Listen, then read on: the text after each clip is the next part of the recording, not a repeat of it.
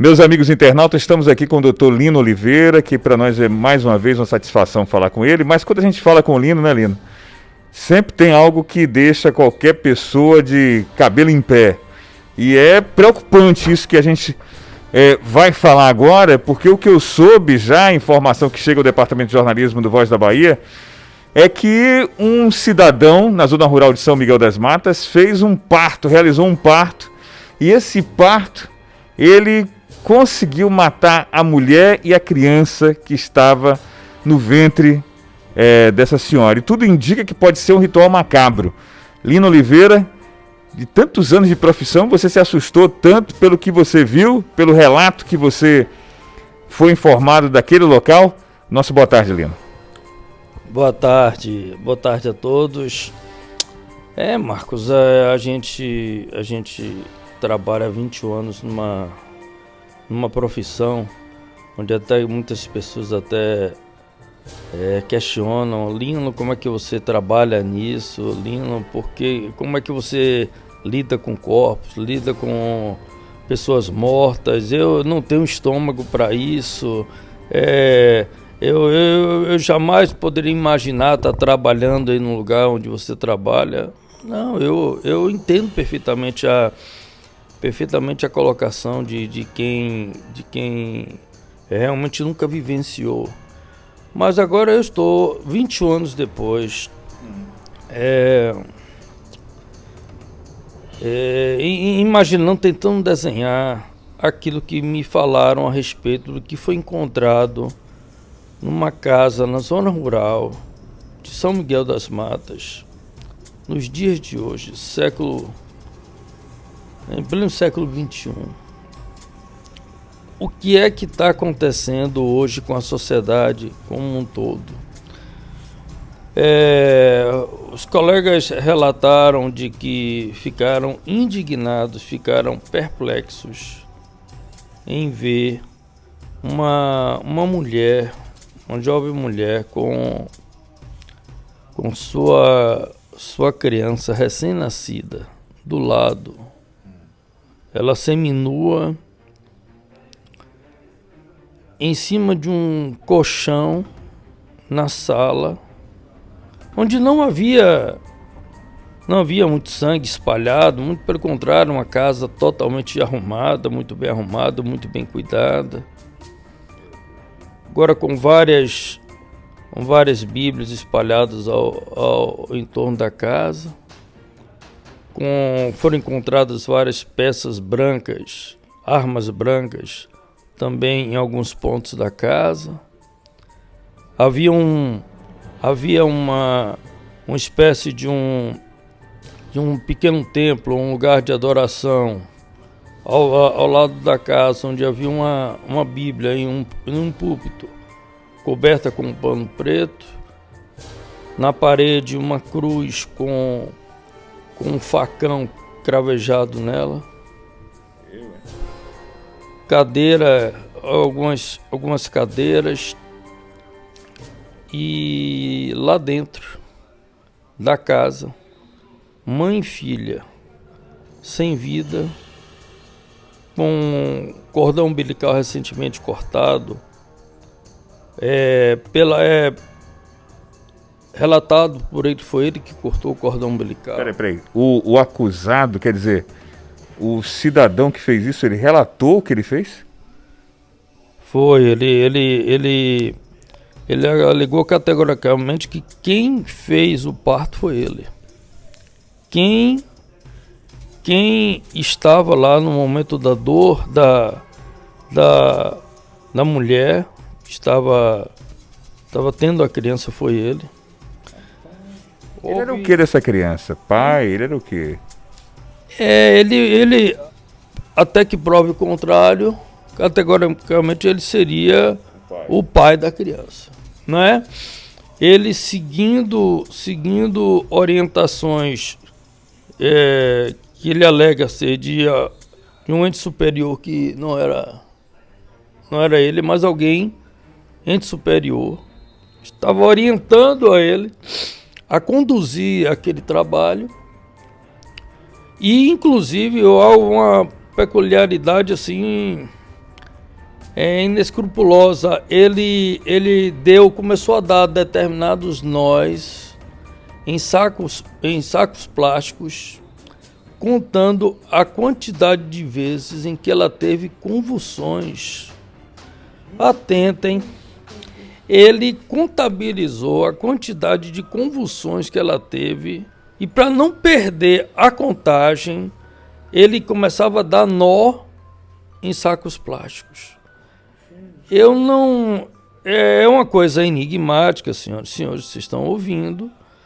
E nós vamos, obviamente, eu vou ter acesso com mais tranquilidade com relação às fotografias, ao ambiente como um todo. E estou pedindo a Deus aqui, eu não, agora já não sou mais Lino perito, mas um Lino pastor, para que Deus me dê sabedoria e entendimento para Ele me revelar aquilo que eu vou analisar juntamente com outros colegas, porque agora o crivo vai ser técnico também, não é? De como se processou efetivamente tudo aquilo ali, para que a gente encontrasse uma cena em que os meus colegas de trabalho ficaram perplexos. Olha, Marcos, eu quero também revelar aqui a vocês que a gente já viu de tudo. Eu imagino. De tudo que não presta, porque muitas pessoas eles nos classificam como aqueles que chegam no momento depois que a bagaceira foi feita. Então, a gente presencia enforcamento, homicídio por arma de fogo, homicídio por arma branca, esquartejamento. A gente presencia atropelo, a gente presencia acidente de veículo com mutilações nos corpos, enfim, tudo que a gente pensa e imagina, a gente já viu. Mas aí, como diz um amigo, um ex-professor meu, com 80 anos de idade, ele disse: amados, nunca esqueçam, você está sempre aprendendo. Pronto, me lembrei dessa frase quando me relataram que eles pairaram um instante, antes até mesmo de manipular os corpos, antes mesmo de começar o trabalho fotográfico, de coletar as evidências. É algo inimaginável, algo perplexo. A gente não consegue entender. A gente não consegue entender como é que uma pessoa começa a contabilizar a quantidade de convulsões que ela teve, podendo apelar para a vizinhança, podendo fazer uma ligação, podendo acolher por socorro em qualquer momento, em qualquer instante, entre a primeira e segunda, a terceira, talvez até mesmo a quarta. Mas ela tinha a oportunidade, não é, Marcos? Ela tinha a chance de ser salva. E isso é inadmissível, isso é inconcebível, isso é inexplicável. Não tem como a gente, como sociedade, como pessoas íntegras, como pessoas de família, não é? Que preservam os seus princípios morais, pode aceitar algo dessa natureza. Isso é inaceitável. E você está me contando, a gente fica realmente assustado. Agora a pergunta vai para a gente tentar esclarecer. Esse cidadão, as faculdades mentais dele, você conseguiu perceber se ele tinha algum problema mental? Olha, Marcos, nós estamos na expectativa dele seja apresentado lá no DPT para poder, no mínimo, obviamente, fazer exame de lesões corporais. Claro, e é extremamente natural, deve pairar um fator psicológico desse cidadão. A gente imagina não ser normal mesmo, ou do que ele está sendo dominado. Então, obviamente, para ter essa concepção de que para ele foi tudo normal, natural, Eu, inclusive... Ele achou tudo natural.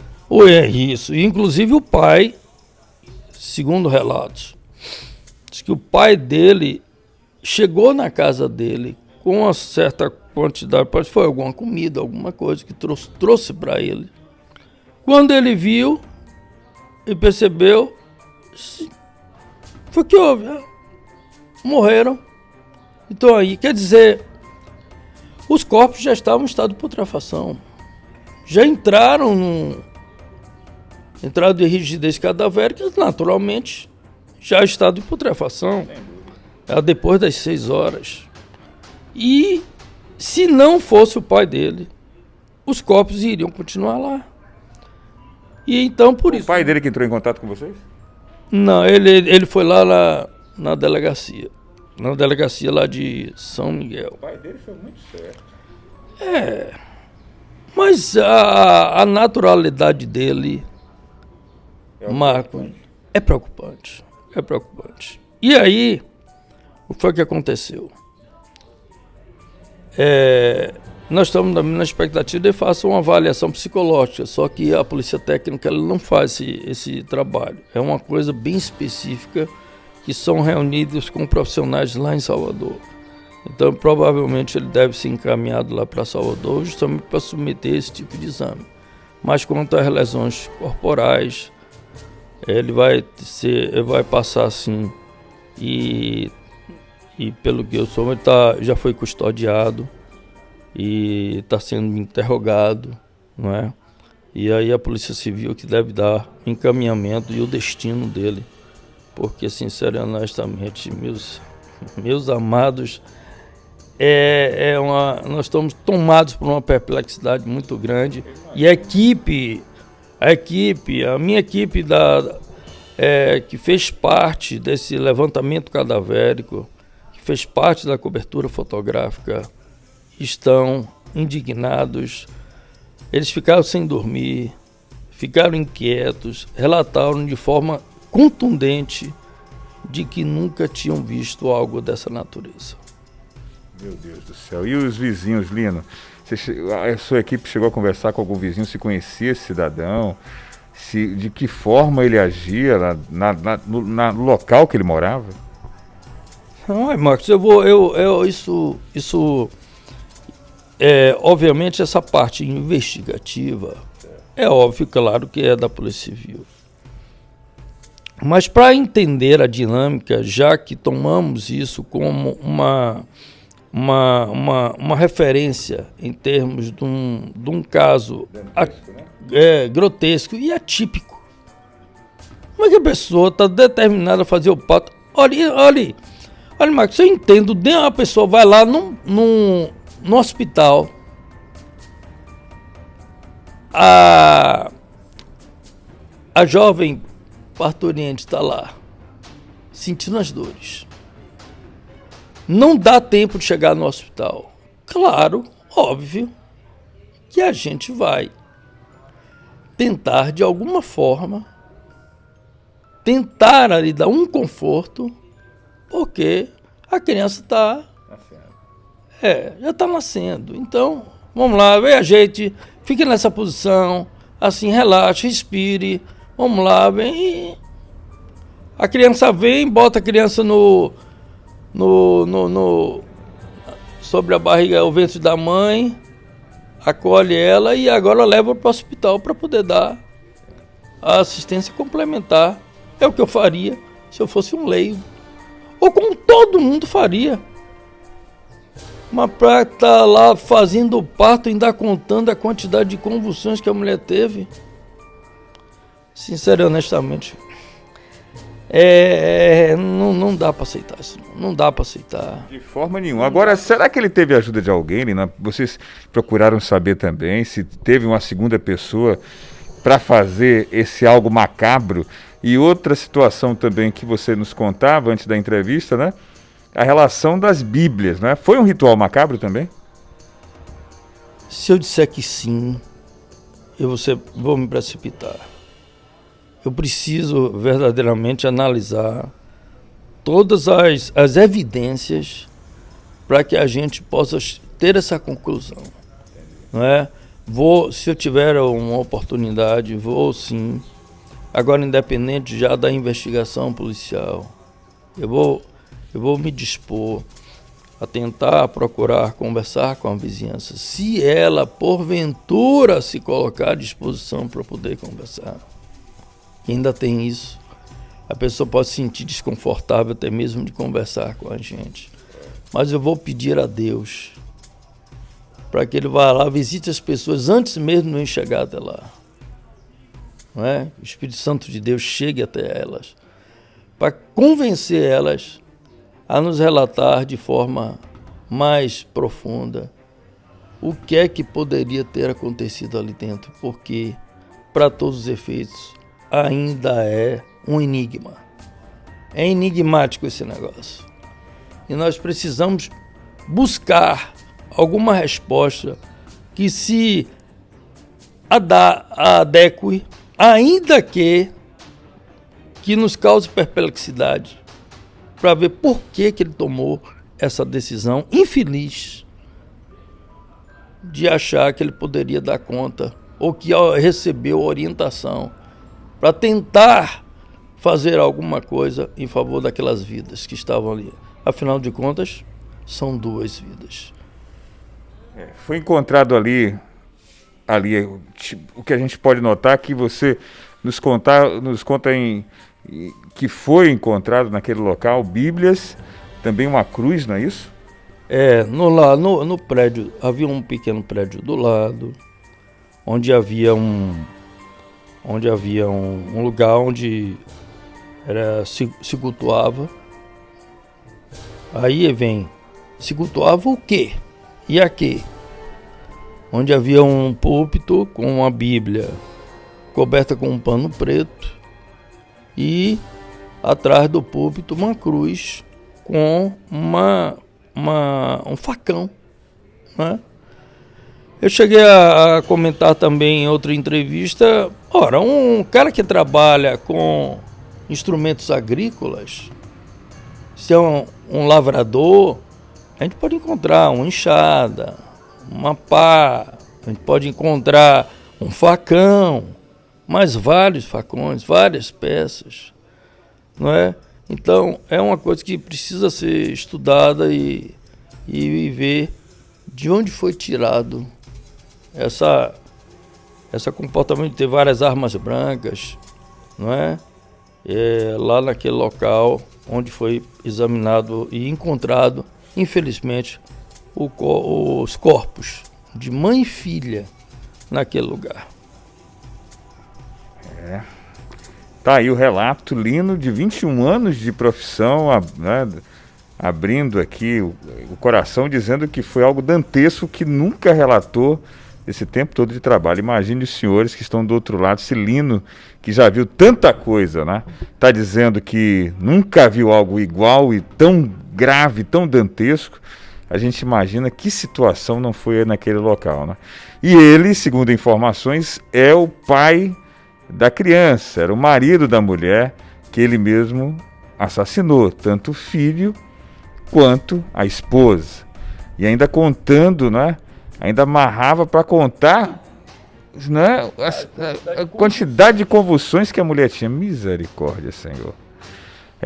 Espero em Deus que ele continue preso e bem preso, né? E que a justiça seja feita dos homens, porque eu tenho certeza que a de Deus, ela não demora e já é feita logo de primícia, né? Primícia. Um abraço para você, Lino. Eu só tenho mesmo que lamentar essa história. E vamos até esperar para ver o que a polícia vai trazer ainda dessas investigações. Se era algo macabro, se era um ritual macabro, se esse cidadão aí tinha algum problema mental, se ele passou por algum problema de estresse, o que de fato aconteceu, pela naturalidade dele. O pai chegar e relatar o que é isso, ele dizer, não, isso aqui está morto, morreu, como se nada tivesse acontecido, é algo preocupante, Lino. É verdade, é algo que precisa ser investigado e a gente precisa, a sociedade precisa de uma resposta. Sem dúvida. Não é? Eu também eu queria aproveitar aqui o espaço, esse momento, Marcos, para dizer para você que está constituindo uma família, para você que pretende se relacionar com alguém e constituir uma família, eu estou falando de marido e mulher, para que você investigue. Não é difícil, não. Você procure saber com quem você se relaciona, quem são os pais dessa pessoa com que você relaciona. Eu não estou falando de mulher para homem, não. Eu estou falando também de homem para mulher. Procure saber de onde é a sua futura esposa, o que foi que ela aprendeu como filha. Quem eram os instrutores dela, os educadores dela, o perfil dela ou o perfil dele, para você poder se relacionar. Porque a sociedade ela está se deteriorando. E é por ela mesma. Entendeu? Não é por A, B ou C, é por ela mesma. A sociedade estão vendo valor, invertendo valores, deturpando valores, trazendo falsas verdades. Sodoma e Gomorra, entendeu? Vejo citando essa relação também em que marido está tendo relação com filha, com padrasto, com a avó que pega a neta e coloca no meio de uma relação sexual com um namorado. Olha, você entendeu? Eu fico, a voz fica embargada, não tem, é inevitável, a gente não pode aceitar um negócio desse. Então essas falsas verdades, essas paixões